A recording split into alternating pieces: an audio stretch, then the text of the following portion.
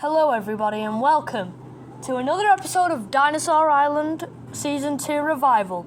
Let's get into it. Here we see, spread out between a few feet or meters, a large herd of Triceratops. So, by the way, I have a cold, so I do apologise. And you won't believe this, I was chased by a pack of velociraptors a few days ago. So I may have a stutter from that. Anyway, as we can see, there is a large herd of Triceratopsians grazing peacefully in very large grass, I must say. The size of the grass is both an advantage and a disadvantage. For they're safe, yes, but at the same time, very unsafe. For from any angle, or any time, you could be killed in a blink of an eye. But it's not necessarily the size that's dangerous for sight. No, it's the amount that's shoved in one space. But at least they get a meal. And also, because there's been heavy rains through the week, a semi-drink. The large male bull Triceratops and his son are just feasting on some grass in a little area, peacefully.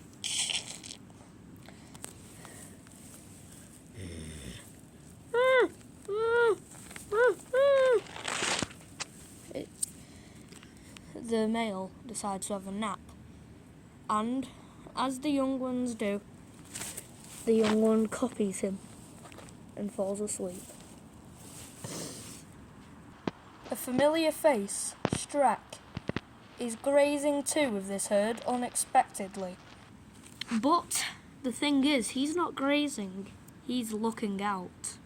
Because for some peculiar reason, a lot of the herd's numbers has been shrinking rapidly. For every time they come into these grasslands, they have to fight off waves. Well, sometimes they have to fight off waves of predators. Heck, one predator even tried to kill them this morning, but he took care of that. As you can see, its face is smashed in. And also, there's stab wounds in there, for the horns have penetrated it. Just near the plains, there is blood, an excessive amount of it as well. And if we follow this trail, the cause of so many deaths of the Triceratops is a large male Nothosaurus.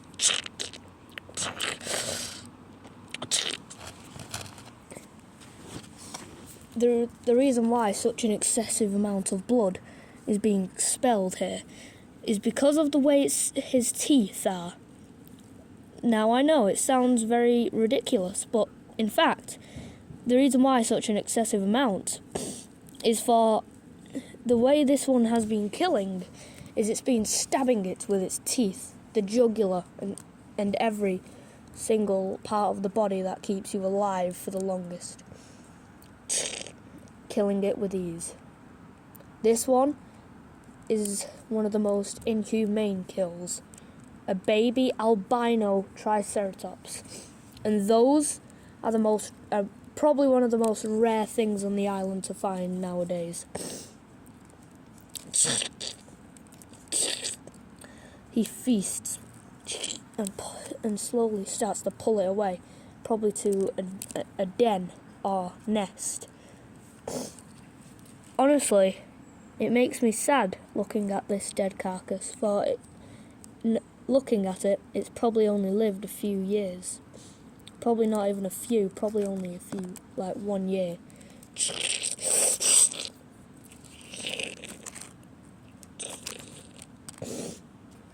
Strange strangely enough, there's been a sort of uprising of predators, and their kills and hunts have been more successful this past week. And this past week, scavenging has been an all-time high for smaller predators, like this young Australopithecus. Now, you see, even though it doesn't look like that, this is the son, well, the grandson of Mark.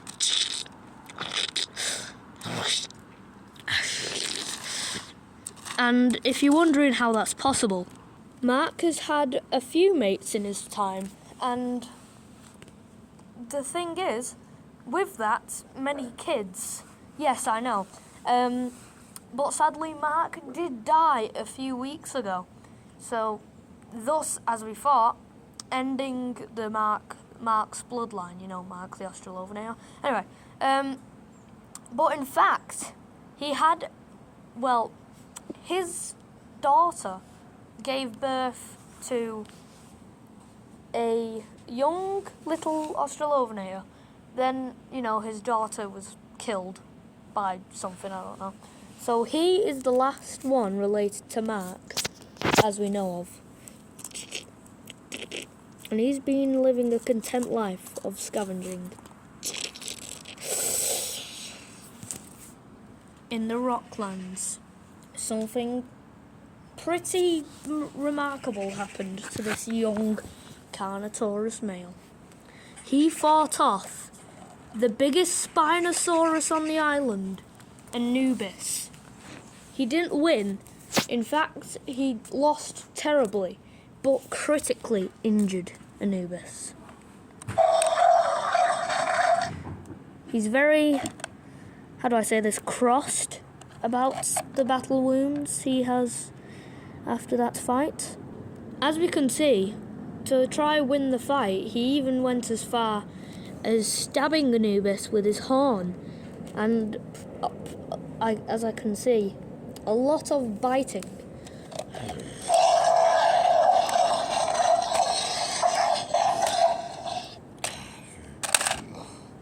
He lays down, exhausted.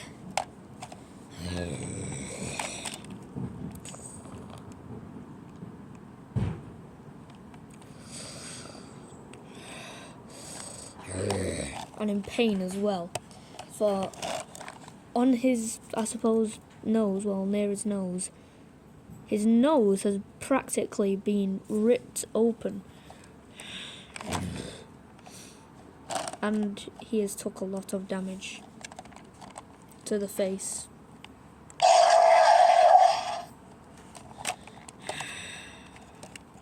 Decides to have a nap.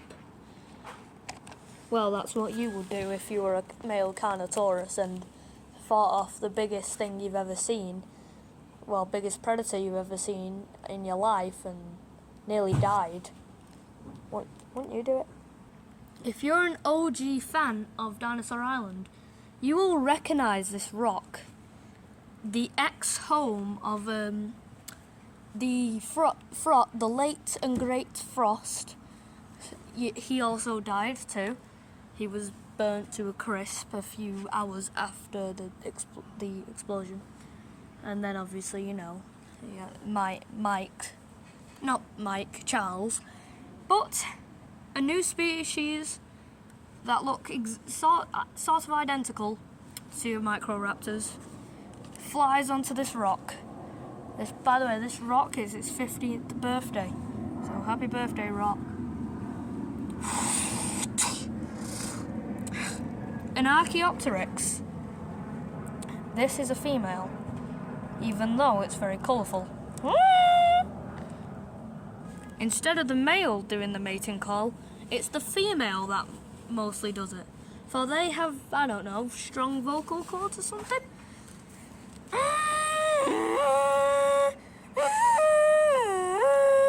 2 hours pass, and still no sign of a mate, but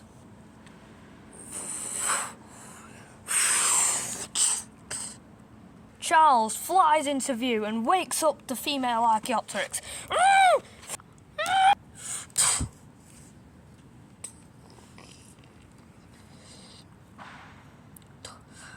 She manages to cling onto a rock and begins to scale the wall.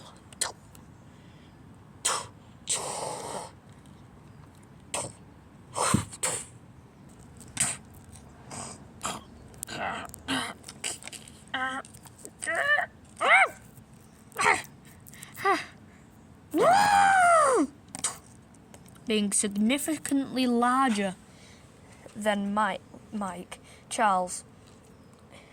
There is no way Charles would escape this alive unless he uses two weapons and skills that this larger Archaeopteryx doesn't have. Two sickle claws for thumbs and two sickle claws on his hands. And he'll use them to his advantage. That was easy. Charles has won, strangely enough, with ease. But, sadly, the Archaeopteryx has been knocked completely out. Time passes and the sky begins to darken, signalling to a thunderstorm or even a tropical storm. Here we see wait, why is the camera not working on the drone? Wait, 1 second. Sorry, I had to bring my sister on here because wait, what? What's that? Quick, run!